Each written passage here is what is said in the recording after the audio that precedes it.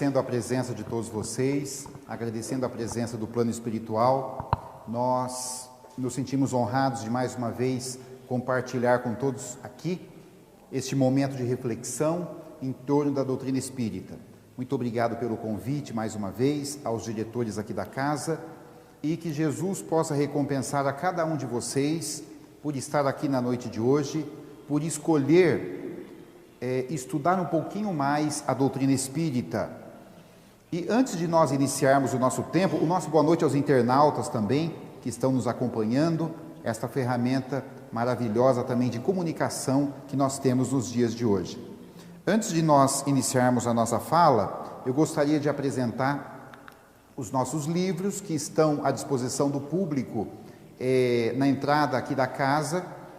Nós tivemos oportunidade de ter o Não Espere Mais, Seja Feliz Agora, pela editora Mitos, no ano passado, no mês de julho, que fala da felicidade, fala da espiritualidade, e depois nós lançamos no final do ano um livro chamado Páginas ao Vento, que trata do desencarne de crianças e adolescentes. O que o Espiritismo fala disso? Quais são as respostas possíveis? Então é um livro que tem, acredito que chegado a muita gente que precisa também. Então quem quiser conhecer as obras, estará à disposição de vocês ao final da nossa palestra. Com relação ao tema de hoje, quem já me conhece sabe que eu gosto de palestras assim muito bem humoradas, né? Para que a gente possa rir um pouco, para que a gente possa refletir também e, por que não, se emocionar em alguns momentos. E este tema, quando o coração fala mais alto, eu acabei estudando um pouquinho o Evangelho segundo o Espiritismo, no capítulo que fala exatamente do amar ao próximo como a si mesmo. É um dos capítulos, não que os outros não sejam importantes, mas eu acredito que é um dos mais importantes capítulos do Evangelho segundo o Espiritismo, porque justamente Jesus nos convida a amar o próximo. Jesus não impõe, ele propõe. E aí nós temos a oportunidade de abrir o nosso coração e estudar um pouquinho de Jesus. E aí, nesta noite, nós vamos refletir da seguinte maneira, meus amigos. Por que razão, é uma pergunta, por que razão nós ainda não conseguimos tirar Jesus de dentro do Evangelho e colocá-lo definitivamente no nosso coração? Por que razão? Se nós conhecemos o Evangelho, sabemos quem é Jesus, a que veio este Espírito, qual o motivo de nós ainda não termos feito esta mudança? Qual o motivo dos homens, das mulheres, do mundo, ainda não terem conseguido tirar Jesus da cruz, lá do crucifixo, e colocar Jesus em definitivo no coração? Eu não estou dizendo que Jesus não está no nosso coração. Deve ser ação dos Espíritos, né, gente?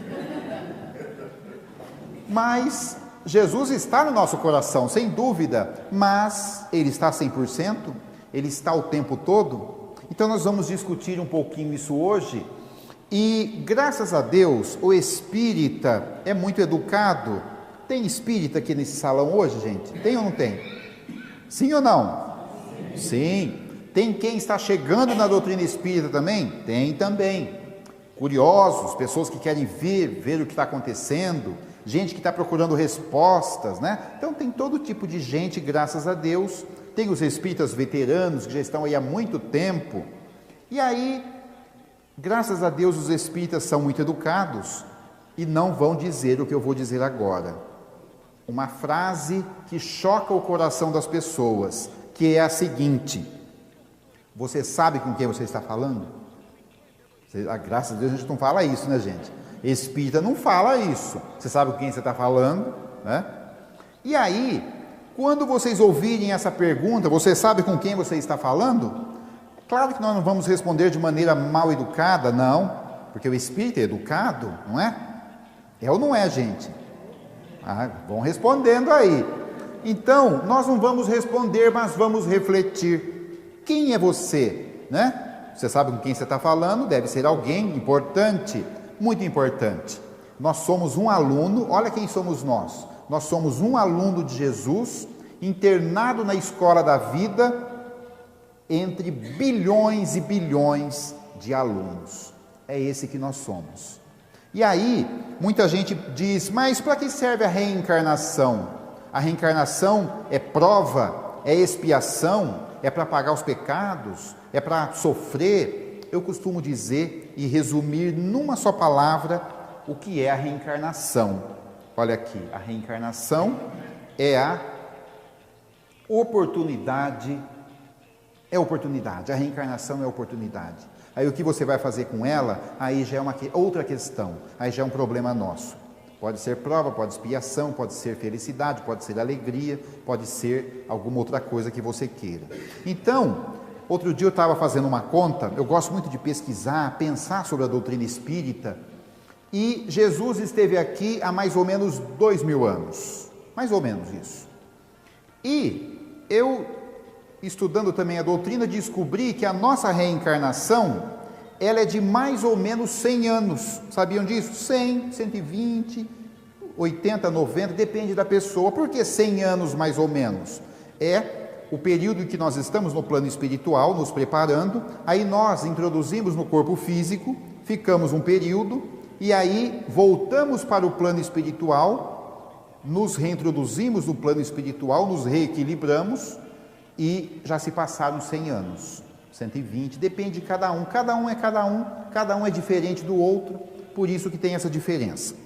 Então, veja, se Jesus veio há 2000 anos, vamos fazer uma conta rasa, 2000 dividido por 100 anos, quantas encarnações daria? 20 reencarnações, vamos colocar 15 para não ficar muito feio para nós, né? Então, veja, desde que Jesus veio, nós passamos por muitas reencarnações, tá certo que não é, cada um tem o seu período, tem o seu tempo, vamos dizer assim, mas uma média de 10, 15 reencarnações depois que Jesus esteve aqui, antes não estou contando. Então Jesus nos ama profundamente. Imagina quando nós vamos reencarnar, alguém lá no plano espiritual, mandado por Jesus, diz, você vai reencarnar. Aí nós dissemos para o Espírito, mas vocês vão acreditar em mim de novo? Vocês vão me dar uma nova chance? Vamos, porque nós confiamos em você. Mas e se eu fracassar? Não, você não vai fracassar. Mas da última vez eu errei, das últimas 10 vezes eu errei. Não tem problema. Jesus te ama e Ele te dá sempre uma nova oportunidade. Então, com a oportunidade da reencarnação, estamos na condição de internados na escola da vida, para reparar pendências e aprender a amar. Eu costumo dizer que a nossa grande missão aqui não é expiação, prova, nada disso. A nossa grande missão é aprender a amar. Porque quando você ama, você vai corrigir os seus erros, você vai estender a mão, ajudar o outro, fazer o que precisa, fazer sempre mais um pouquinho, porque o amor, ele envolve tudo. Gente, um dia perguntaram para um garoto como este aqui, mais ou menos, um garoto simples, da periferia, um garoto que tinha uma vida mais ou menos, bem menos do que mais, menos comida, menos pais, menos moradia, menos escola. Então perguntaram para ele, o que falta na sua vida? Ele poderia dizer tanta coisa, mas ele disse assim, na minha vida falta sentido. Então olha que interessante, quando falta sentido na tua vida, não adianta ter 20 carros, 50 fazendas, dinheiro, não. Se falta sentido, falta tudo. E nós estamos aqui estudando a doutrina espírita exatamente para buscar, para entender este sentido da vida. E, como diz esta poetisa, alguém conhece, não? Cora Coralina. Cora Coralina, uma doceira de profissão, e que lá nos becos de Goiás, ela guardou até os 60 e poucos anos para ver editado o primeiro livro de versos. 60 e poucos anos. A gente teria essa paciência? Ou já teria desistido? E Cora Coralina, ela nos fala exatamente do sentido da vida. Cora Coralina não foi espírita, segundo nós conhecemos, mas ela diz assim, não sei se a vida é curta ou longa para nós, mas sei que nada do que vivemos tem sentido se não tocarmos o coração das pessoas. Muitas vezes basta ser colo que acolhe, braço que envolve, palavra que conforta, silêncio que respeita, alegria que contagia, lágrima que corre, olhar que acaricia, desejo que sacia, amor que promove. E isso não é coisa do outro mundo, é o que dá sentido à vida. É o que faz com que ela não seja nem curta nem longa demais, mas que seja intensa, verdadeira, pura enquanto durar.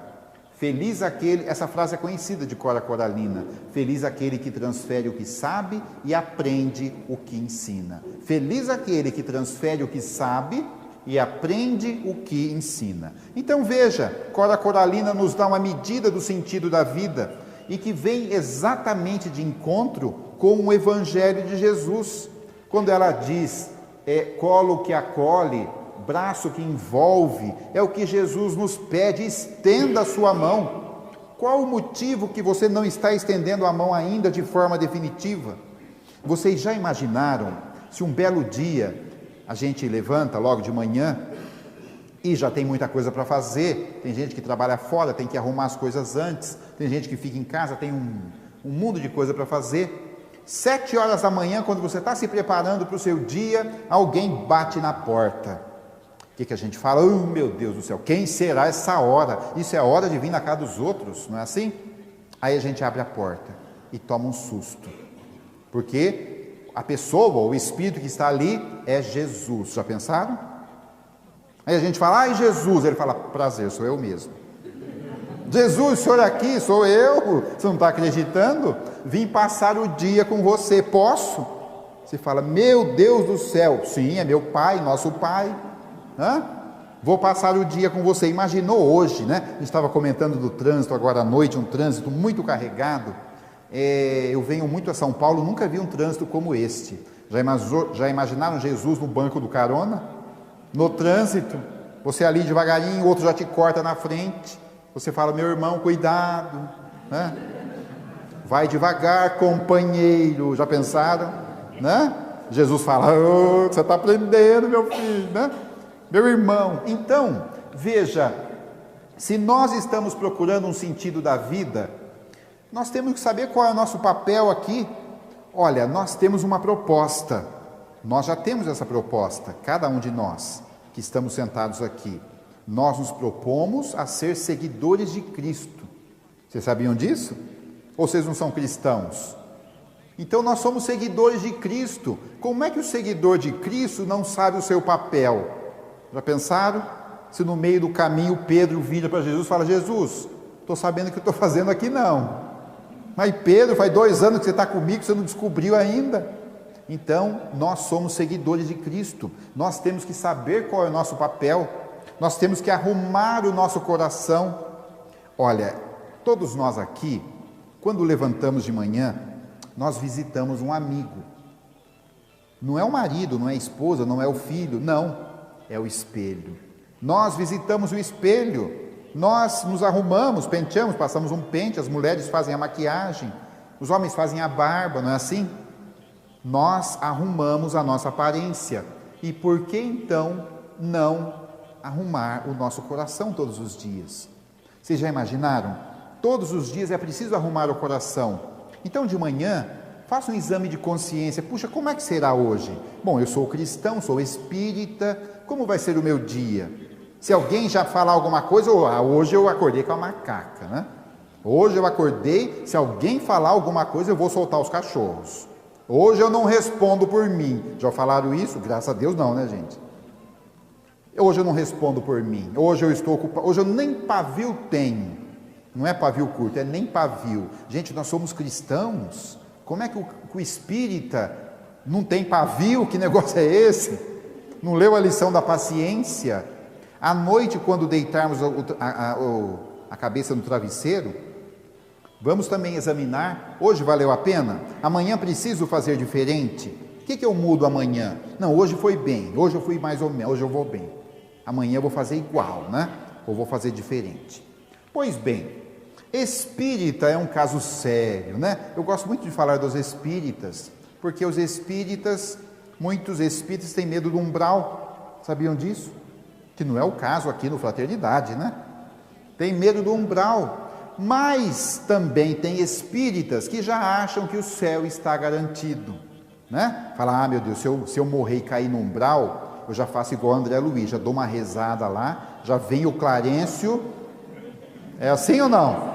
Já vem o Clarencio, ô meu filho, você já está me enxergando? Vamos então. Não é bem assim, porque depende, tudo na vida depende. Mas, para que a gente para que eu não fique somente pegando no pé de vocês, né? Deixa eu contar uma história para vocês, interessante. 2 espíritas desencarnaram, porque a gente desencarna um dia também, né, gente? Um dia vamos desencarnar.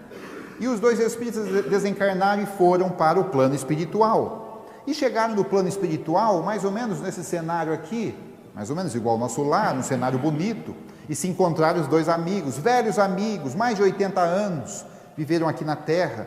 Aí se abraçaram, porque no plano espiritual a gente também se abraça. Meu amigo, que bom te encontrar aqui. Você passou pelo umbral? O outro falou, não, nem eu, que bom, né? Graças a Deus, olha como Deus é bom. Ele falou, também é que nós trabalhamos pela doutrina espírita. Vamos conhecer aqui a colônia. Já está liberado, vamos conhecer. E começaram a conhecer a colônia, vem para cá, vem para lá. E aí chegaram num lugar onde tinha uma porta enorme, uma porta de madeira fechada. E da porta saiu uma fila de espíritos. E a fila dava a volta e ia embora, não se via o fim da fila. Eles falaram, meu Deus, até no plano espiritual tem fila? Pensei que a gente já estava livre, né?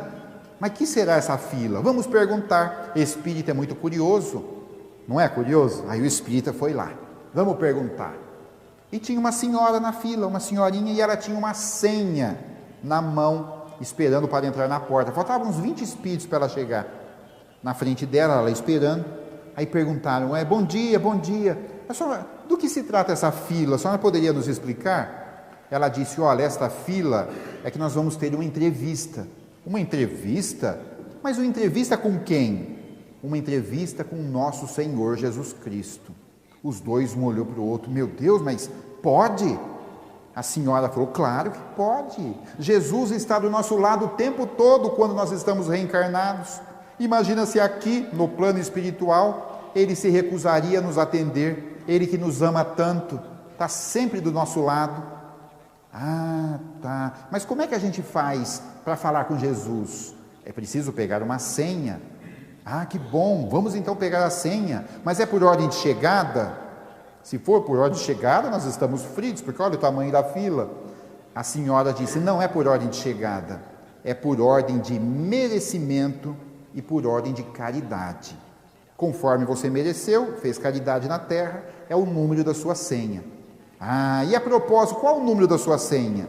A velhinha disse, eu peguei a senha 1526, mas já está chegando minha vez, eu tenho paciência para falar com Jesus. Aí, um olhou para o outro e falou, bom, já que ela pegou a 1526, vamos pegar a nossa senha logo, que a nossa senha deve ser baixinha. Porque nós trabalhamos muito, gente, eu fui espírita 60 anos da minha vida, dos 90 que eu vivi, 60 anos me dediquei ao espiritismo, fui médium de cura, disse o primeiro, e disse baixinho para o outro, modéstia à parte, curei muito mais do que Jesus. Espírita é humilde, né? Bom, né? Jesus curou 3 anos que esteve aqui, eu fiquei 50 anos, tá certo que não fiz paralítico andar, não fiz pessoas cegas enxergarem, não limpei lepra, mas eu dei a minha parte. Aí o outro falou, isso não é nada, meu amigo, eu fui um peregrino do espiritismo, mochileiro espírita, era palestrante. Ei, beleza, né? Já tenho o céu garantido. Palestrante espírita, percorri 5 continentes, disse o outro. Em 50 anos de espiritismo, percorri mais de 2.000 cidades, falei para multidões. Se Kardec falou para divulgar, eu divulguei. Vamos pegar a senha? Vamos. Espírita, como eu disse, é muito educado, agradeceram a senhora. Olha, senhora, muito obrigado pela sua atenção. A velhinha da senha 1526. Aí perguntaram, a propósito, qual o seu nome? E aí a senhora disse, olha, meus filhos, na terra eu fiquei conhecida como Madre Teresa de Calcutá. Aí um olhou para o outro e falou: vamos embora, vamos pegar a senha não. Vamos embora que nós vamos passar vergonha.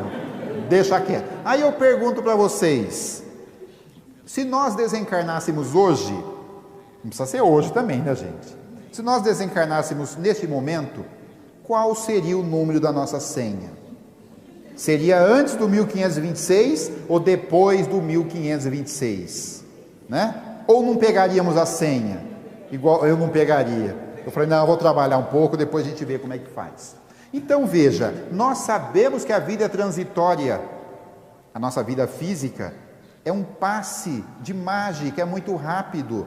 Então, de repente, nós estamos aqui, olha, com o bermudão, nós estamos aqui com o tênis, com o skate, dali a pouco já estamos visitando a bengala, estamos visitando o andador, que não dirá fralda descartável de novo, porque a vida é um ciclo, né? Eu lembro que a Isabela era pequena, minha filha, ela ficava andando, muito calor, só de fralda. Eu olhava a menina assim de fralda e o avô na cama também de fralda descartável. Eu falava, puxa, como é que é a vida, né? Mas a vida é assim mesmo. Então veja, nós que temos o conhecimento da doutrina, ou que estamos estudando um pouquinho, por que razão nós ainda não realizamos plenamente o encontro desta personalidade que existe dentro de nós com a renovação proposta por Jesus há muitos séculos? Por que razão ainda? Em definitivo, não, agora eu sou cristão, eu vou ter paciência, eu vou... Por que razão? Tem espíritas que conhecem o Evangelho segundo o Espiritismo de ler pedacinhos. Ah, eu leio todo o Evangelho, de vez em quando eu leio um pedacinho. No culto do Evangelho no lar, abre, não lê nem 2 minutos, tá bom já tá bom, já dá para explicar. É válido? Claro que é válido, sem dúvida que é válido, mas nós precisamos estudar a doutrina, nós precisamos nos aprofundar, sem dúvida alguma. Olha aqui, ó, eu vou pular esse aqui, porque eu quero falar uma coisa para vocês importante. No capítulo 11 de O Evangelho segundo o Espiritismo, que eu disse que é um dos capítulos mais... Todos são importantes, mas este é um capítulo extenso, onde Allan Kardec coloca a mensagem de vários espíritos, e ele se debruça sobre esse assunto de uma maneira mais intensa. E aí tem o espírito Fenelon, que em Bordeaux, no ano de 1863, tem uma lição que fala a lei do amor. Ele diz assim: o amor é de essência divina, e todos vós, do primeiro ao último, tendes no fundo do coração a centelha desse fogo sagrado. Então veja, quando nós somos criados por Deus, Ele coloca lá no fundo do nosso coração a centelha do amor. Aí cabe a nós desabrochar. Tem gente que desabrocha logo, tem gente que demora séculos para que esse amor desabroche, mas um dia ele vai desabrochar. Por quê? Porque nós caminhamos para a evolução. Nós um dia seremos espíritos perfeitos. Ninguém precisa ter dúvida disso, mas depende do tempo de cada um. Depende do tempo de cada um. E a reencarnação é justamente para que a gente tome contato com esta realidade mais bruta, vamos dizer assim, e para que a gente acelere esse processo de evolução, mas depende de nós. Então veja, essa centelha está no coração de cada um, e existem formas e formas de amar, cada um ama diferente. Tem aquela mãe mais melosa que abraça o filho, beija, beija, beija, aí o filho até fala, mãe, para com isso, os meus amiguinhos estão vendo, não fala assim? Tem aquela mãe que é mais distante, ela não consegue abraçar a toda hora, mas nem por isso ela deixa de amar, ela ama a maneira dela. Aquela mãe que quando o filho chega, ela fala, ei filho, faz 20 dias que você não vem aqui, senta aí, não tem nenhum abraço, porque não se criou assim, né? E Jesus entende isso, não é falta de amor, ela ama do jeito dela, o filho também. E aí o filho senta ali, ela abre o forno e fala, filho, fiz aquele bolo que você adora. Aí ele come o bolo e ela se sente bem, é uma forma de amor, não é? O marido, 30 anos de casamento, ele chega em casa, né? Aí não olha para o lado, ninguém olha para o lado, viu? O marido chega em casa, aí depois de um congestionamento desse, a esposa dele fala, boa noite, tudo bem? Tudo. como é que foi lá? Foi daquele jeito mesmo, você já sabe como foi, me deixa em paz que eu estou cansada. Ela fala, nossa, nem vou falar nada que ele está com a macaca.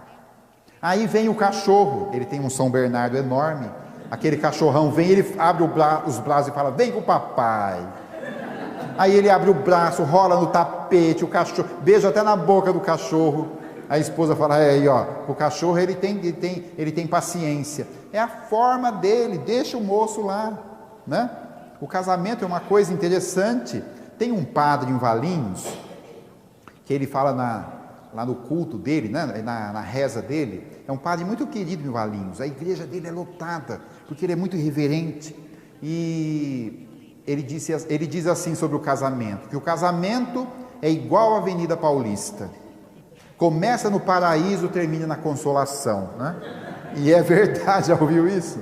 E assim, para fazer o quê? Vamos caminhando, vamos aprendendo a amar, né? Cada um tem que amar do seu jeito. Olha aqui, diz Fénelon ainda, o homem, por mais abjeto, por mais rasteiro, vil e criminoso que seja, vota a um ente ou a um objeto qualquer, viva e ardente afeição. Então veja, mesmo aquele assassino que está lá no fundo da cadeia, que já matou 50, já estuprou, já fez, ele ama alguma coisa. Não mexa com a mãe dele, não mexa com o filho dele. Ele ama um objeto, alguma coisa, por quê? Porque ele tem uma fagulha que desabrochou de uma forma e que ele um dia vai melhorar. Pois bem, diante da transitoriedade da vida, como eu disse a todos vocês na noite de hoje, nós temos que ter uma visão da imortalidade. Graças a Deus, espírita não tem medo de morrer, não é verdade? Ou tem? Vocês têm medo de morrer, né? Tem gente que tem. Tem gente que fala, eu morro de medo de morrer. Outro dia eu fui em Minas, vou muito a Minas Gerais fazer palestra, a senhorinha falou, eu tenho medo de acordar morta. Se eu acordar morta... Aí eu falei que não seja no velório, que sai todo mundo correndo, né? Porque como é que vai acordar morta? Mas amanhecer morta, ela quis dizer, né? Então, gente, nós somos imortais. Leon Denis já nos disse, não há dúvida, diz Leon Denis, o homem é imortal. E nós somos imortais. Então nós temos que ter uma visão de mundo diferente, de trânsito, aproveitar cada minuto. Sócrates, o filósofo, tinha uma visão interessante da imortalidade. Peguem o Evangelho segundo o Espiritismo, vão lá na introdução, Allan Kardec cita Sócrates, e cita os outros filósofos também, mas leiam lá o que Kardec fala de Sócrates, e ele tinha essa visão da reencarnação, das muitas vidas, e aqui está uma figura de Sócrates, que viveu 300, 400 anos antes de Cristo, e tinha essa visão da imortalidade, tanto é que foi condenado à morte, ele incomodava os poderosos, e o juiz chamou ele e disse, eu te condeno à morte. Sócrates disse, o senhor não pode me condenar à morte. Como não posso? Eu sou o juiz, o senhor não pode me condenar à morte, porque quando nós nascemos, nós já fomos condenados à morte. Como é que o senhor vai me condenar de novo? Nosso juiz ficava doido, né? Mas eu posso mandar te matar agora, porque eu sou autoridade. Sócrates dizia, claro, o senhor pode mandar matar a hora que o senhor quiser, mas não se esqueça que o senhor pode cair morto a qualquer minuto também, porque assim é a lei. E aí, o discípulo, um dos filósofos novos, discípulo de Sócrates, foi visitá-lo na cadeia, no cárcere, e disse, mestre, o senhor está encarcerado, o senhor está preso.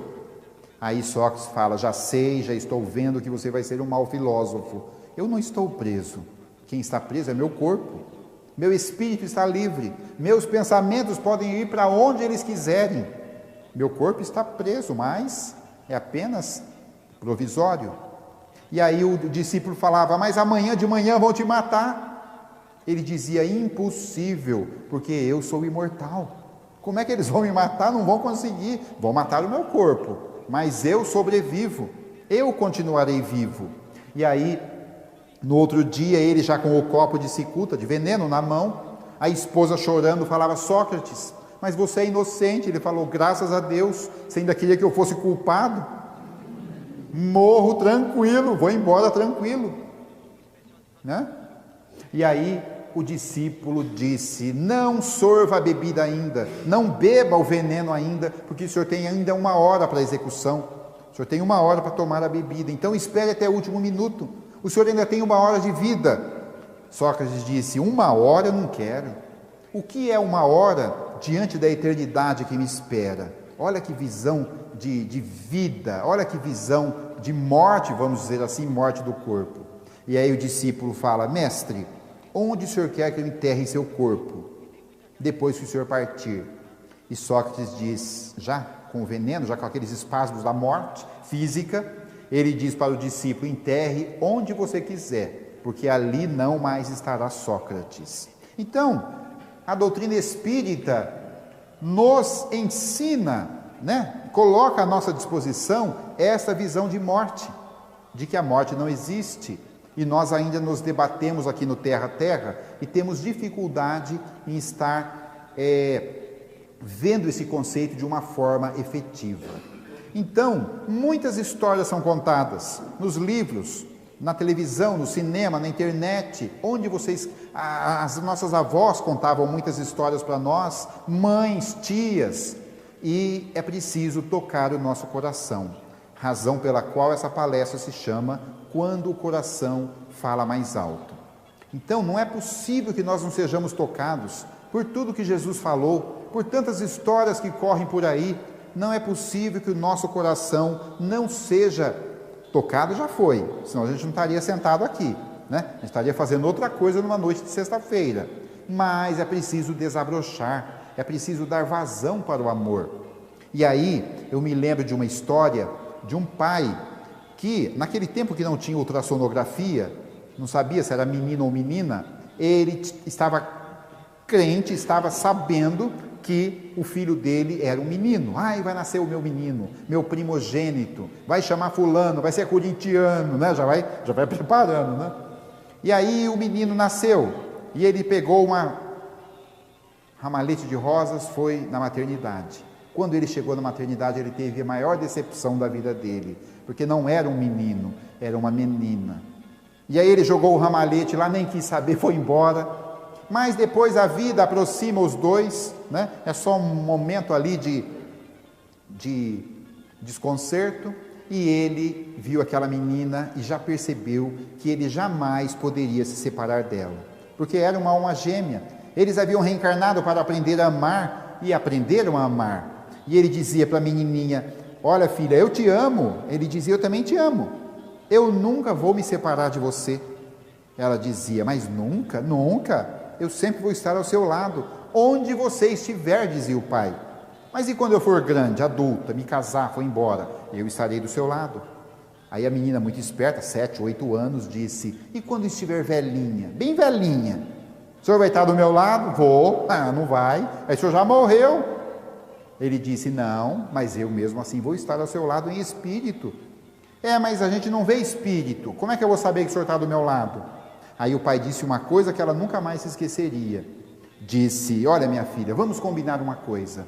Quando eu não mais estiver ao seu lado, você não puder mais me ver, para você saber que eu estou do seu lado, você saia no quintal, morando onde você estiver, Se for apartamento, saia na primeira praça. E aí, quando um sopro de brisa roçar o seu rosto, você vai saber que eu estou ali. E aí o tempo passou, a menina fez 9, 10, 11, 12, 13, 14 anos.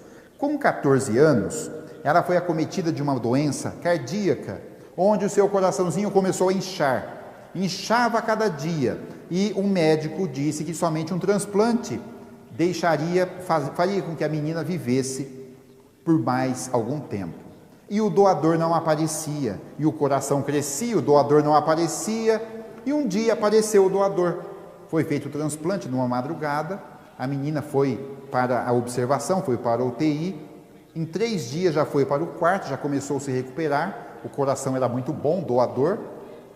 E aí a menina percebeu uma coisa, ela percebeu que todos os seus amiguinhos de escola a visitavam, percebeu que os parentes, tios, tias, primos, visitavam ela. Percebeu que os professores, os mestres, o diretor da escola, o pessoal da comunidade, todo mundo queria ver a menina. Uma só pessoa não visitava. Não apareceu mais. E ela ficou chateada, mas não perguntou. Aí, quando ela foi para casa, ela disse um dia: mãe, posso fazer uma pergunta? Pode, minha filha. O pai não vem? Porque ele me disse que jamais me deixaria, e agora ele me abandonou quando eu mais precisava. E aí a mãe disse para ela: pois é, o seu pai precisou ir embora para que você continuasse mais um pouco aqui conosco. E aí a menininha já soube o que aconteceu, menininha não, já era uma jovem, quase 15 anos, e pediu à mãe: mãe, me leve no quintal. A mãe a colocou na cadeira de rodas e arrastou ela até o quintal. E chegando lá, adivinha o que aconteceu? Um sopro de brisa roçou o seu rosto. Então veja, não é possível que nós não sejamos tocados, não é possível que nada faça entender o que Jesus veio nos dizer. E olha que animal bonito, um leopardo, uma onça, não sei, um animal ligeiro. Então veja, imprimir mudança para o hábito de amar. Quem quer aprender a amar, precisa começar já. Eu preciso me aposentar primeiro, depois eu vou ter tempo para pensar nessas coisas. Não vai dar tempo, é preciso aprender a amar hoje. Um outro menininho, sabe que eu queria um pouquinho de água, você não pega para mim? Um menininho, que a gente fala, né? Outro dia, terminou a palestra, o mocinho falou para mim: nossa, o senhor fala, hein? Falei: você já viu o palestrante mudo? Não tem como, né? Só se fazer os sinais, né? A linguagem dos... Bem, mas aí, um outro menino de 14 anos também, como na nossa história anterior, menino de 14 anos, lá nos Estados Unidos, essa história é verídica, corre aí na internet. Ele vendia as coisas de porta em porta para ajudar a mãe, ajudar o pai, vendia pequenos objetos. E aquele dia ele já havia percorrido muitos quarteirões e não havia vendido nada. E aí, ele então, com fome, não tinha nem para o almoço, resolveu bater na porta de alguém e pedir algo para comer. E quando ele bateu na porta, uma casa muito bonita, uma senhora, 30 e poucos anos, a senhora abriu a porta, disse: pois não, não quero comprar nada. Ele olhou para aquela senhora, ficou com vergonha de pedir alguma coisa para comer, porque não era do seu feitio, e ele disse: a senhora poderia, por favor, me arranjar um copo de água? E aí então ela disse: eu vou te arrumar melhor, você deve estar com fome.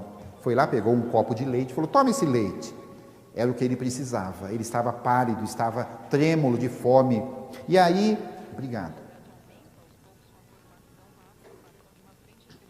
E aí, ele tomou aquele leite, sentado na soleira da porta, agradeceu e olhou para aquela senhora, olhou bem nos olhos dela, e aí foi-se embora. Passou 30 anos, 30 e poucos anos. Essa senhora, que agora era uma sexagenária, 60 e poucos anos, também ficou doente, o corpo foi desgastando e ela foi acometida por uma doença imunológica, uma doença rara, onde não se descobria a cura, nem se diagnosticava o que era direito, porque era uma doença praticamente desconhecida. E ela foi gastando todo o seu dinheiro, a família foi vendendo os bens, foi vendendo os imóveis e foi percorrendo todos os médicos possíveis para poder restabelecer a saúde daquela senhora. E aí disseram para ela: olha, em Baltimore tem um médico que é um pesquisador de doenças imunológicas e ele vai resolver o seu caso. Eles então partiram para Baltimore, um hospital particular à época, muito caro, mas a família estava disposta a tudo, venderia o último imóvel, e assim fez, para pagar o hospital. E aí, essa senhora se internou em Baltimore, e aí o médico chegou para atendê-la. Era um médico famoso, um especialista, jaleco branco, o nome grafado no jaleco, no bolso. Quando ele entrou, ela não o reconheceu, mas ele a reconheceu. Ele olhou nos olhos dela e já entendeu que ele deveria dar o melhor tratamento para ela. E assim foi feito. Ao cabo de 60 dias, ela sai daquele hospital de Baltimore, diagnosticada, já em restabelecimento, medicada, já com o diagnóstico fechado, e aí ela passou na tesouraria do hospital para receber a conta.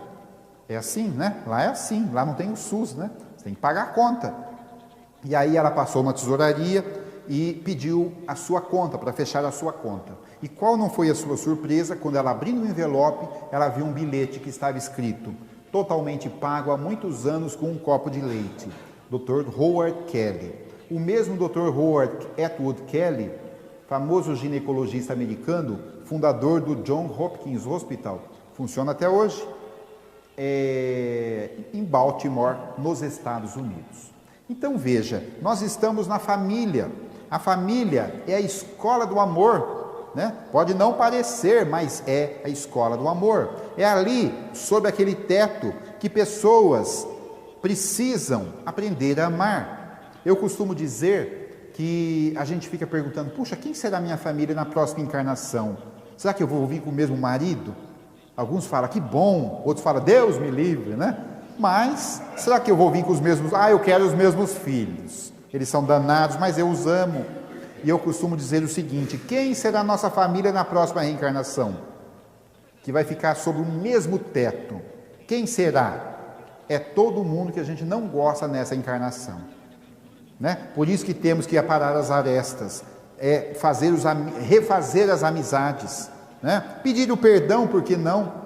E aí a gente vai conseguir. Bom, Francisco Cândido Xavier nos diz o seguinte, vou ler para vocês: olha, você nasceu no lar que precisava nascer, vestiu o corpo físico que merecia, mora onde melhor Deus te proporcionou de acordo com o teu adiantamento. Você possui os recursos financeiros coerentes com as tuas necessidades, nem mais nem menos, mas o justo para as tuas lutas terrenas. Seu ambiente de trabalho é o que você elegeu espontaneamente para a sua realização. Teus parentes e amigos são as almas que você mesmo atraiu com a tua própria afinidade. Portanto, teu destino está constantemente sob teu controle. Você escolhe, você recolhe, você elege, atrai, busca, expulsa, modifica tudo aquilo que te rodeia a existência. Teus pensamentos e vontades são a chave dos teus atos e atitudes. São as fontes de atração e repulsão na jornada da tua vivência.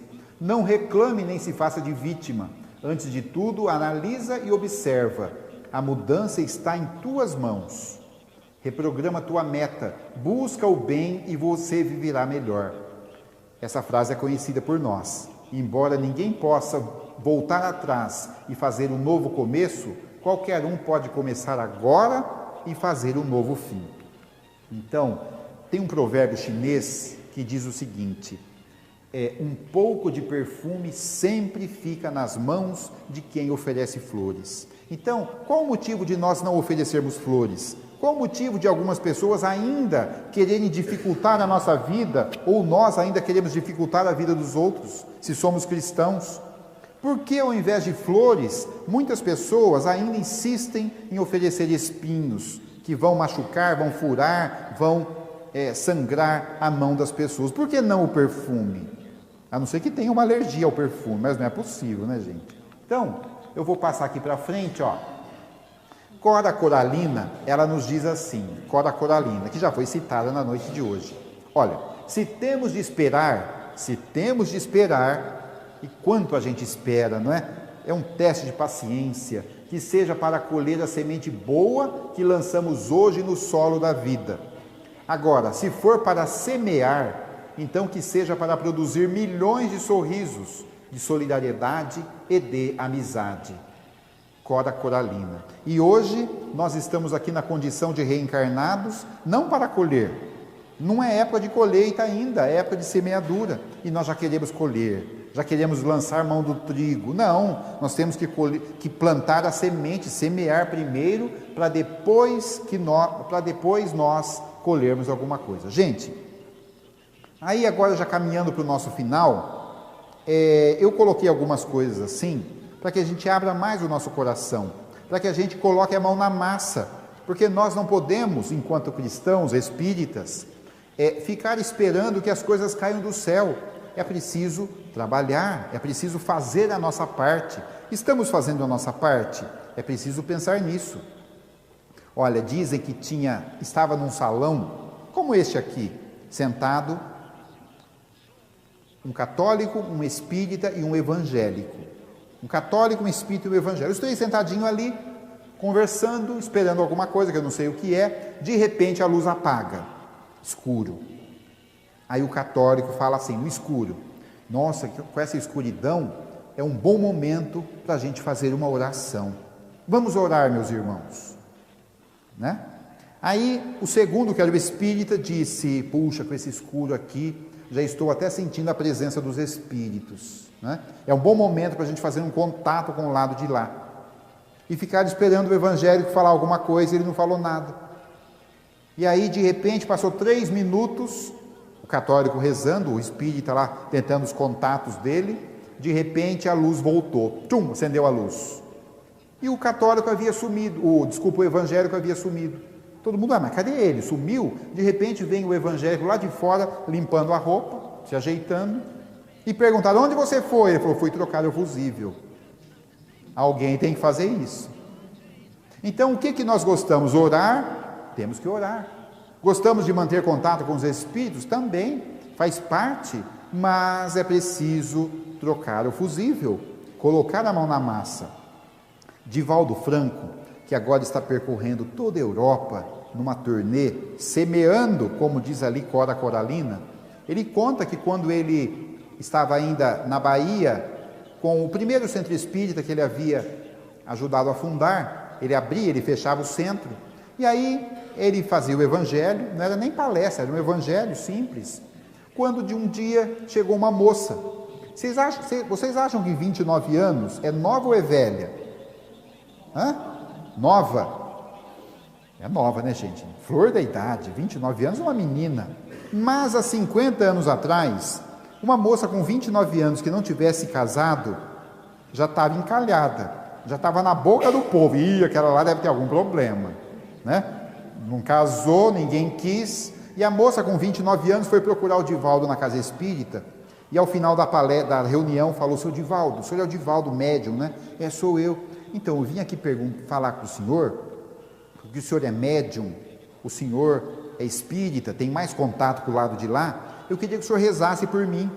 Mas por que, minha filha? Rezar por quê? Não, sabe o que é? Eu já estou ficando falada, não arrumo marido, eu queria que o senhor rezasse por mim para arrumar marido. Mas, minha filha, eu vou rezar para você para arrumar marido? Claro, o senhor tem contato, o senhor é médium. Aí Divaldo pensou com ele, puxa, seria uma falta de caridade não rezar, botar a moça daqui para fora. Não, eu rezo por você. E a moça foi embora, passou mais ou menos uns 6 meses, ele não viu mais a moça. Um dia ele ali fazendo o evangelho na casa espírita, olha que a moça chegou, sentou lá atrás, com um moço, mãos dadas. Ele falou, epa, reza forte, né?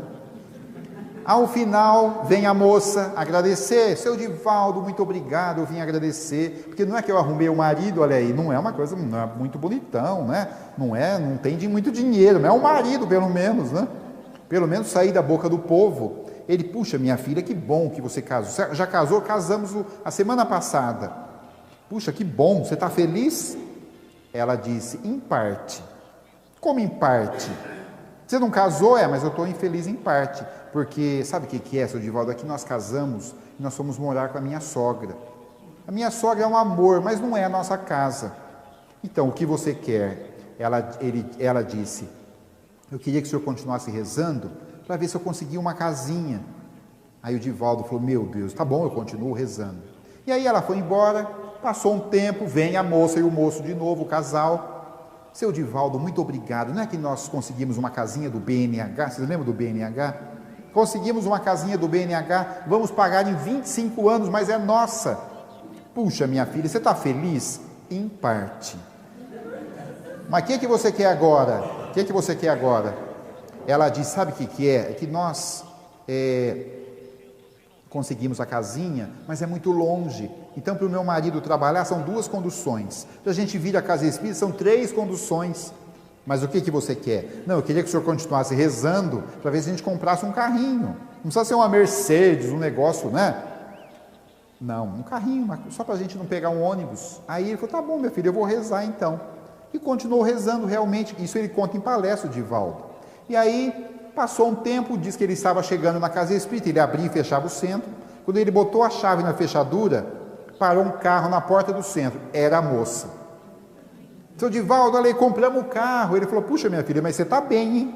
Eu que estou rezando por você esse tempo todo, continuo solteiro, morando de aluguel, andando de ônibus. Você já conseguiu tudo.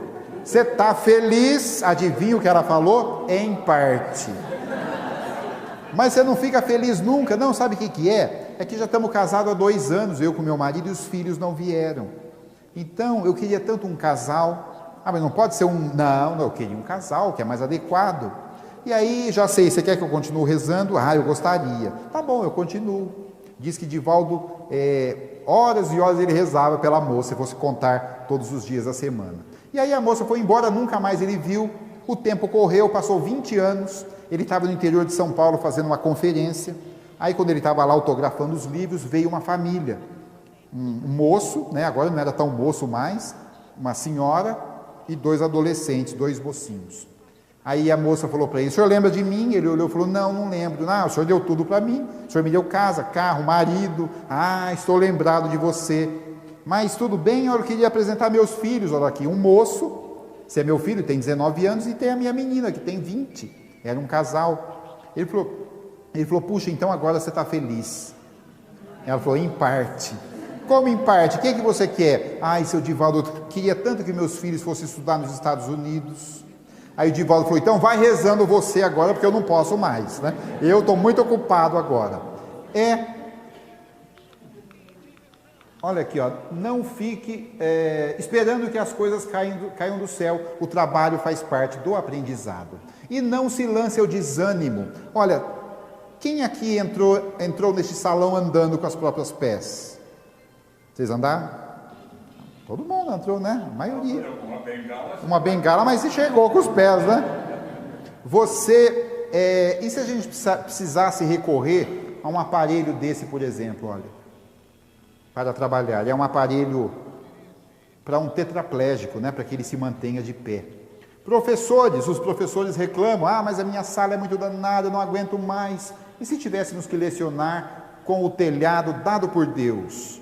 Aqui na figura um pedaço de lousa, deve ser na África provavelmente, a sala de aula em ruínas. Então é muito complicado.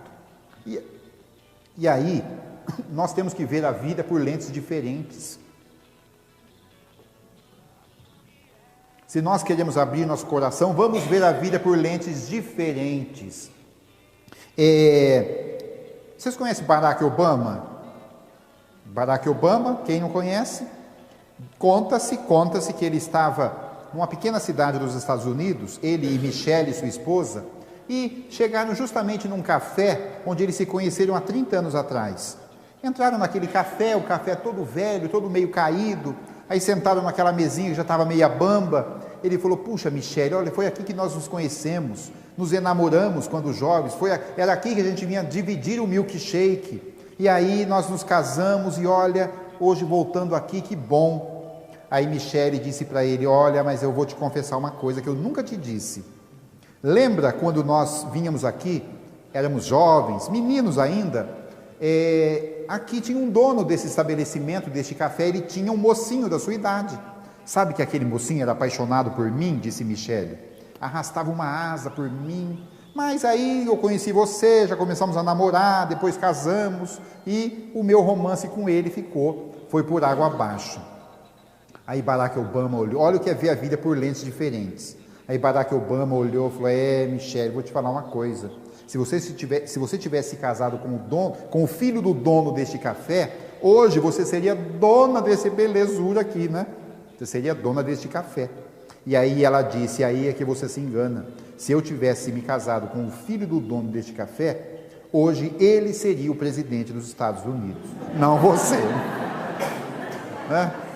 Então veja a vida por lentes diferentes, isso é muito interessante. E aí, gente, olha, não aponte os defeitos alheios, examina-te a ti mesmo. Olha, aqui nós vemos uma figura, uma senhorinha brava ali, se chega tarde, uma colherada, né?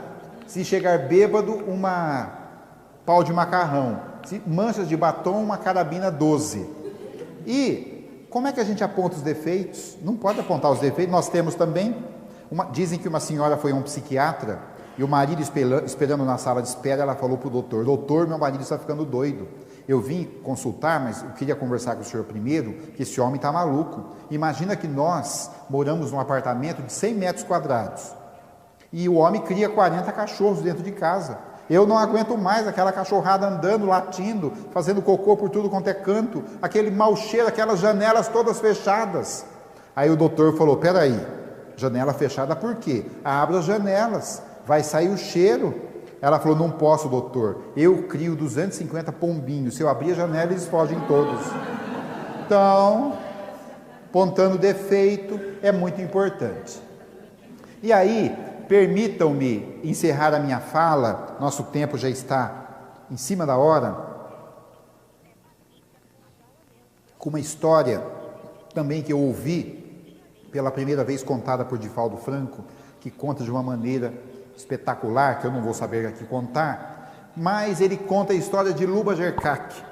Luba Jerkach, naquela manhã do ano de 1944, um frio na Alemanha, um frio intenso na Alemanha, Luba Jerkach estava dentro do pavilhão feminino, com mais 200 a 300 mulheres, um pavilhão infestado de piolhos e carrapatos, e Luba Jerkach estava ali refletindo na sua última semana de vida, semana esta em que os soldados nazistas da SS haviam invadido sua pequena casa e sem nenhum julgamento haviam pego seu marido, amarrado numa carroceria de caminhão e dilapidado o moço vivo pelas pedras daquele caminho. O filho de 3 anos de idade, ela viu um dos soldados fuzilar o filho com 2 tiros na cabeça na sua frente. Então, e ela foi jogada num vagão de trem com mais uma centena de mulheres e homens e foi levada a um campo de concentração de Belsenbergen, na Alemanha, e que ela sabia exatamente qual seria o seu destino. Trabalhos forçados, fornos crematórios, antes dos fornos crematórios, câmaras de gás. E aí ela estava refletindo quando ela ouviu sons diferentes. Pareciam que eram sons de crianças, falas, choros. E ela falou para a companheira: mas será que são crianças? Aqui não tem criança neste campo? A companheira falou: pois é, nós já estamos ficando alucinadas, para ver que nós estamos ouvindo o som dos nossos filhos. E aí Luba Jerkach olha pela fresta e vê crianças sendo descarregadas de um caminhão. A mais velha, de 14 anos, chora por piedade. A mais nova, de 2 meses, foi lançada ao chão por um dos soldados, estava ali esperneando, chorando. Ela disse: vamos buscar as crianças. A outra disse: você está doida? Nós vamos ser fuziladas. Não vamos buscar, porque nós somos mães. E nós gostaríamos que alguém cuidasse dos nossos filhos, se estivesse nessas condições. E aí, sem medo de ser fuzilada, ela sai a campo. Tinha uma pequena praça no meio do campo de concentração, um frio intenso. Ela vai até lá, ela polonesa de nascimento, falava um pouquinho alemão, pediu ao soldado alemão para que ela pudesse recolher 54 crianças. O soldado respondeu com um soco no seu rosto. Ela caiu, bateu o rosto no chão, cortou-se, aquilo, a roupa empapou de sangue, ela não teve medo, foi recolhendo criança por criança. E os soldados xingando, os soldados falando para ela não fazer aquilo.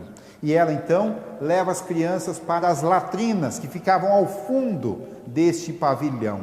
E durante 5 meses, Luba Jerkach não teve medo de percorrer as latas de lixo do campo de concentração, recolhendo as sobras, os detritos que os soldados jogavam para alimentar as 54 crianças, dos quais ela conseguiu salvar 50. E aí, depois de 5 meses, já havia entrado o ano de 1945, ela estava naquele dia anêmica, porque ela mal se alimentava, a prioridade era as crianças. Ela ali naquela condição terrível, ela achava que Deus havia esquecido dela. Quando, naquela manhã, novamente, ela ouviu novos sons, mas não eram mais sons de crianças, eram sons de tanques de guerras derrubando a cerca de arame farpado. E em 6 idiomas diferentes, Luba Jerkach ouviu a palavra liberdade. Vocês estão livres, a guerra acabou e vocês vão poder voltar para casa. Pela primeira vez, as crianças saem daquelas latrinas, aquela porção de piolhos, e podem ver o céu, podem ver a vegetação que ali está, podem sorrir finalmente. E Luba Gercaq, pela primeira vez, pousa, olha aqui está a Luba, com a foto, com seus filhos adotivos. Aí, o ano é 45, nós damos um salto de 50 anos. Chegamos ao ano de 1995 e nós vamos ver a mesma Luba Gercaq, agora uma senhora octogenária, recebendo das mãos da rainha Beatrix da Holanda, na cidade de Amsterdã, a condecoração máxima por relevantes serviços prestados à humanidade. Aí a rainha Beatrix fala para ela: mas senhora, o que a senhora fez? Ela disse: eu fiz o que meu coração falou mais alto, que é o que eu aprendi. E aí a rainha diz: então eu tenho uma surpresa para a senhora, abram-se os portões. Os portões foram abertos e entraram por ali homens, mulheres, agora já avós com filhos, netos, e eram os filhos adotivos de Luba Gercaq, que ela pôde abraçar um por um. Então, tem gente que tem cheiro de passarinho quando canta, tem gente de sol quando acorda, de flor quando ri. Ao lado delas a gente se sente no balanço de uma rede que dança gostoso numa tarde grande, sem relógio, sem agenda. Ao lado delas a gente se sente comendo pipoca na praça, lambuzando o queixo de sorvete, melando os dedos com algodão doce, da cor mais doce que tem para escolher.